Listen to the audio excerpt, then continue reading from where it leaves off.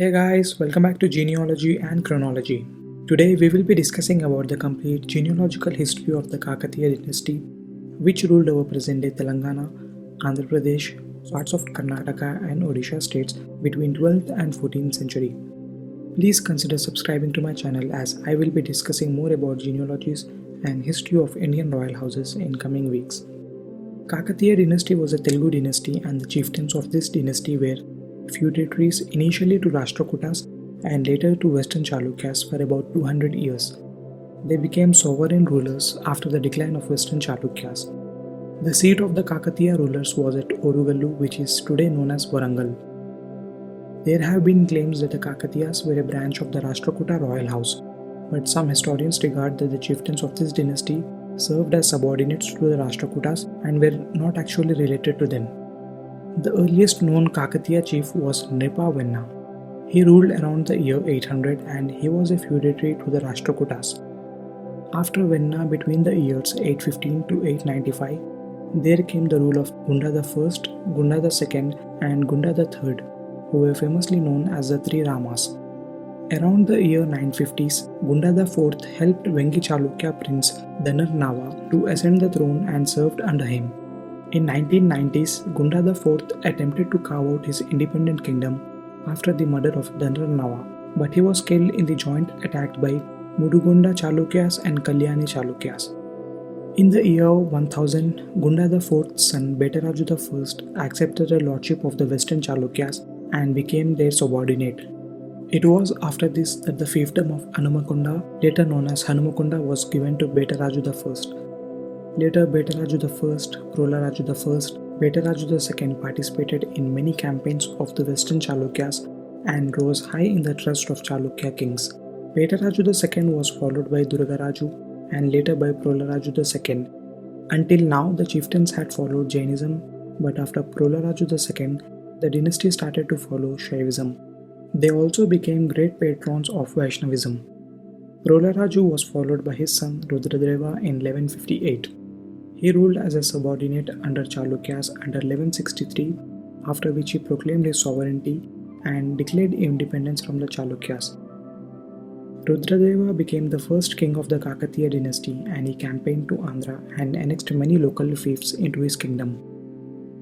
Rudradeva did not have any male heirs and hence upon his death he was followed by his brother Mahadeva, who ruled for 3 years between 1196 to 1199.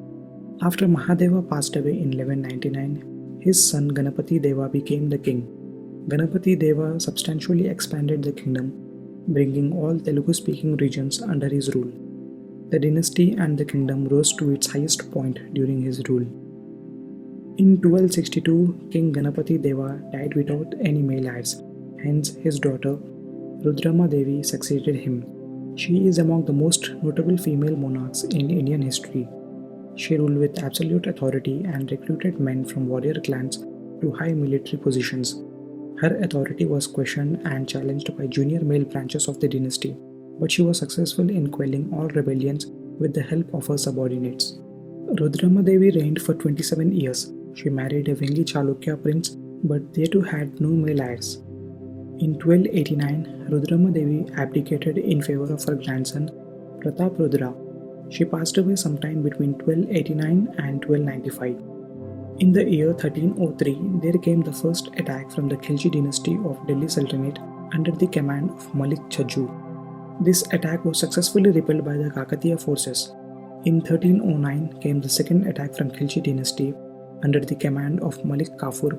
This time King Prataprudra was made to accept the suzerainty of Delhi Sultanate and forced to pay an annual tribute. Prataprudra assisted Delhi Sultanate in their war against the Pandyas of Madurai in 1311.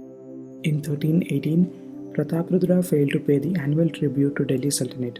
Sultan Mubarak Shah sent Khusro Khan and made the Kakatiyas to submit once again. In the year 1320 came the end of Khilji dynasty and rise of Tughlaq dynasty.